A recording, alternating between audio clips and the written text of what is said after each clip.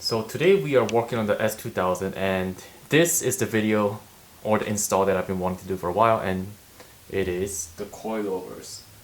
Now I've mentioned before in some other videos is that over the winter I was planning on doing a full STR prep for your next season for this car in autocross, and for that what I needed to do was the wheels, which you can see I have two more wide wheels now, 17 by 9s. And then I had the camber, and now I could do the coilovers and the front sway bar. I think I'm going to split this into two parts, one being the fronts and one being the rear, for a couple of reasons. First is I don't want to make a really long video and just kind of bore everyone, which I probably already do anyway. And second, I am still needing for a couple of service parts for the coilovers to come from the rear, meaning I am waiting for the bump stops and the sleeves, which are these, before I could put it back together. So I think how I'm going to approach this is I'm going to take the wheels off. The car's already in the air, obviously. I'm going to take the wheels off. I'm going to disconnect the sway bar. Then I'm going to disconnect the upper A-arm and then the lower shock bolt, and I'm going to pull the front shocks out that way. Then I will install the coilovers, and these are kind of set to what at least the internet suggests is a pretty good starting point for an S2000. And then connect the new sway bar, and we'll see how many problems we run into trying to do it that way. Okay, so let's just get right to it. Okay. So the first thing you're going to do is remove the speed sensor bracket, which is held on by just a bunch of 10mm bolts. The reason why you have to do that first is because when you go and pull the A-arm this way, there's a bracket here that's going to come with the A-arm, and if that's still on the A-arm when you do that, you may risk stretching this cable and possibly breaking it. So just go ahead and take it off. There's two 10mm bolts, one here.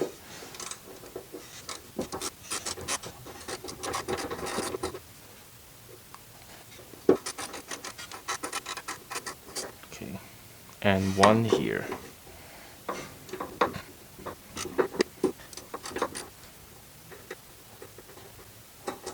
Oh, and before I forget, there's one more over here.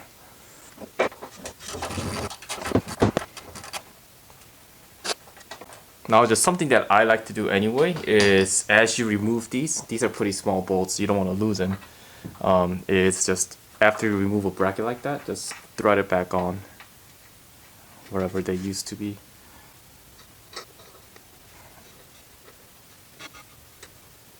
Cool. Now this is free to kind of hang around. Next, what you're going to do is remove this 12mm brake line bracket.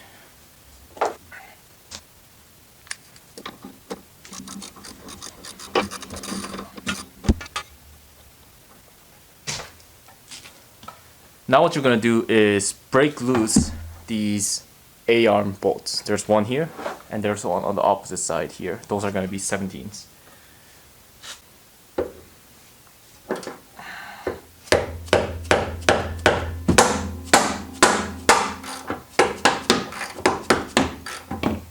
So that's broken loose. Give it a few turns. Don't take it out yet. Now do this side.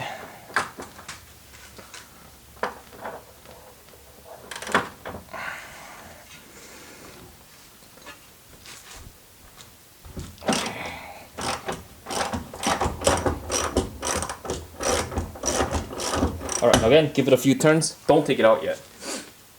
Now I'm going to loosen. Let me show you. This strut bolt down here.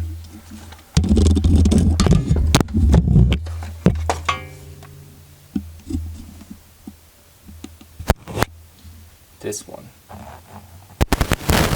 Okay, that's also going to be a 17.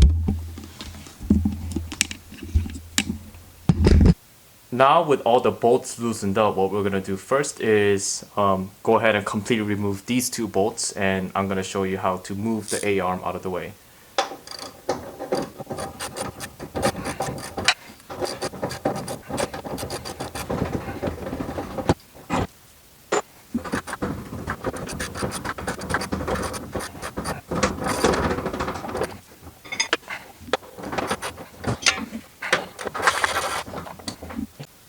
Now go ahead and also remove the shock tower or the lower strut bolt the rest of the way.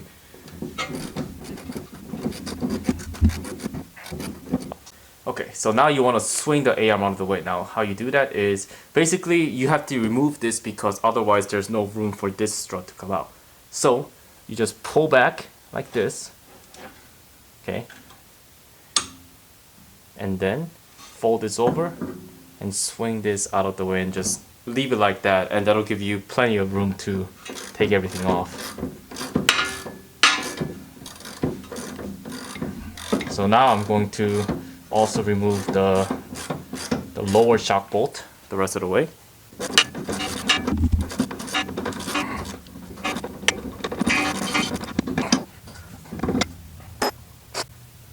Now I'm going to go to the top of the car and remove the two 14mm shock tower bolts.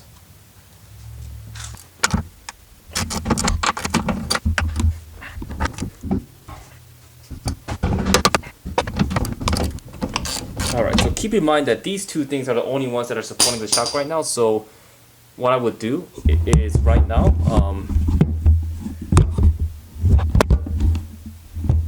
go under your fender, okay, like this, and grab the strut, push the strut up, and then remove the tower nuts the rest of the way, the strut nuts. Okay, so now I'm holding the strut in place. Now with the strut nuts removed, I'm going to let the shock drop and route it underneath the car.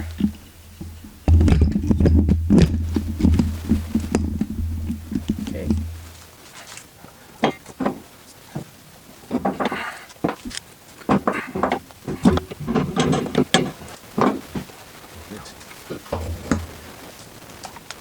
Alright, so now that we've removed the strut, this is the new one that's going to be going in the car. So, in terms of setting the ride height, I just followed a forum recommendation of starting with this much height and a slash preload from the bottom of the threads. And what this is I think 2.5 inches, or what I also like to do is count the number of threads, and I'm going to start at 32 threads. Okay. Comparing this to the old shock, this one's like a very slightly shorter. I'd say about 1/2 inch, but or not, but and we'll see how that kind of puts the car on the ground height-wise, and then go from there. But the installation is just going to be opposite of what you did. So what you're going to do is face this shock canister towards the center of the car, align this with the strut nut, strut tower slots, and then follow through and put everything else back together in reverse of what you just did. And one quick tip is when you put this together, especially these bolts, is it wouldn't hurt for you to, I'm gonna clean this off, but it wouldn't hurt for you to apply a little bit of anti-seize here so that if you do have to ever take it off, that it won't seize and it'll all come out nicely next time.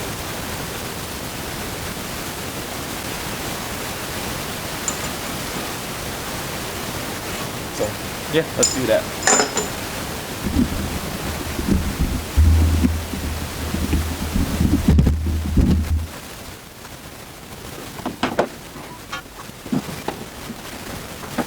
So what I'm gonna do first is align, or insert the strut into the existing slot, and then what I'm actually doing is I'm taking the strut tower nuts, I'm actually throwing them back in as far as they will go so that they will hold the shock in place. So now that this is sort of fixed, what you will need to do then is install the A-arm back. Now again, I'm going to be using anti-seize on these bolts, so I'll be right back.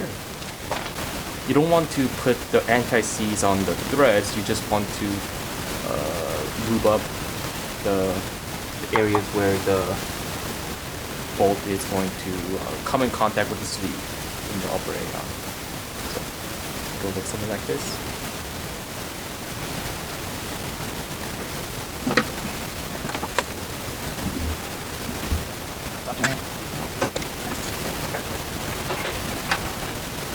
Now threads, I feel the threads catching on this one, and man, this stuff goes everywhere.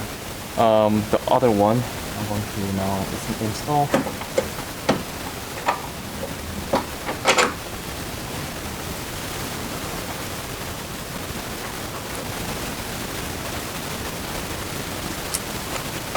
This one has also caught. I'm going to wipe my hands a little clean, and then now using the 17, go ahead and tighten, but not torque down just quite yet, and I'll explain why in a little bit. But yeah, go ahead and also.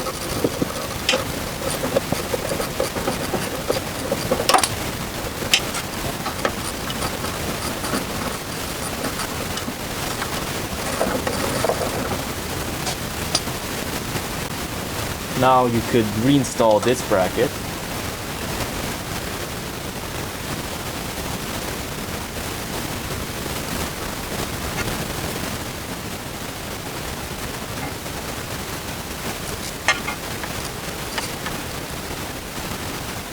And this one, no need to really worry about torque. Just snug it up and that'll be fine.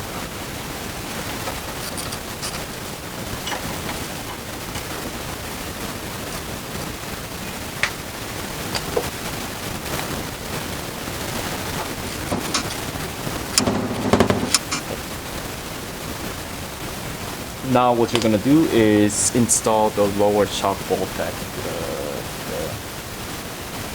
control arm. Okay. And because this is slightly shorter, you're going to have to use a floor jack here. But it's not a big deal. I will show you. What you're going to do is just going to apply a little bit of pressure here castle nut until this hole is aligned, and then you can put the bolt through it.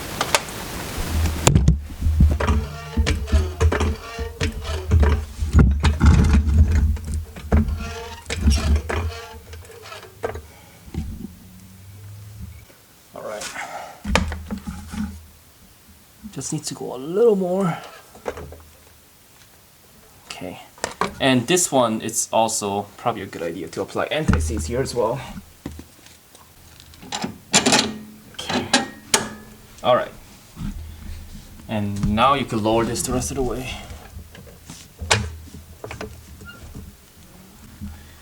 So, now the coilover is installed, and now it's just ready for you to torque everything to the spec, but there's a couple of problems. First, the OE strut has a nut welded onto one side of it that allows the bolt to go through and thread on and torque that way. This one, KW, obviously doesn't. It's not a big deal. All that means is I'm just going to have to run out to the store and find a nut and a washer that'll thread onto it and, you know, torque it that way. Same story here with this brake line bracket. I'm just going to have to find a nut and bolt that'll fit there. And then I should be good to tighten everything. Now, what you want to do is, when you go to tighten everything, is try and simulate the right height of the car or the resting position of the suspension as close as you can before you torque anything down. And the reason why is because what happens when you tighten this down is it compresses this area of the chassis, and it squeezes onto this bushing and locks it in place. Now what that means is if you torque this down while the suspension in full droop, just like this, then is going to lock the bushing in this position, and when you go and put the car back on the ground, it's going to want to push the car down that way. That's bad because first it's going to mess with your ride height. So especially if you have this A arm in a slightly different position from one side to the other and you torque it down, it may result in something uneven, which, yes, you can correct by changing this, but ideally this should be same side to side. Second, and more importantly, is when you do that, you're going to put unnecessary strain or stress on this bushing here. Ideally, when everything's when the car's in on the floor, on the ground with these wheels, these bushings should be relaxed, and when they're not, what you're going to do is accelerate the wear on them. The same story applies to this bolt right here on the lower control arm. Again, pretty straightforward. Just crack it loose. Okay, mark where the alignment hardware is, crack it loose, and then tighten it back with the wheel or with the suspension at ride height, and then you'll be good to go. I think what I'm going to do here is the same thing I did when I installed the, what do you call it, the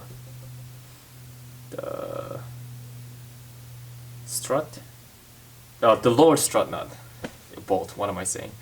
Yeah, so go ahead and get a floor jack and just jack up on this lower ball joint castle nut until the suspension is compressed and where you want it, and then tighten everything down and lower your jack back up, and then you should be good to go. But I'm going to leave it at here for tonight just because I have to run to the store and grab a few things. In the next video, I'll show you guys how to replace this front sway bar, and in a following video, the rear coilovers. So anyway, I'm gonna call that good for here, and hopefully this comes in helpful to whoever is trying to install a set of coilovers on their car. Okay, see y'all later.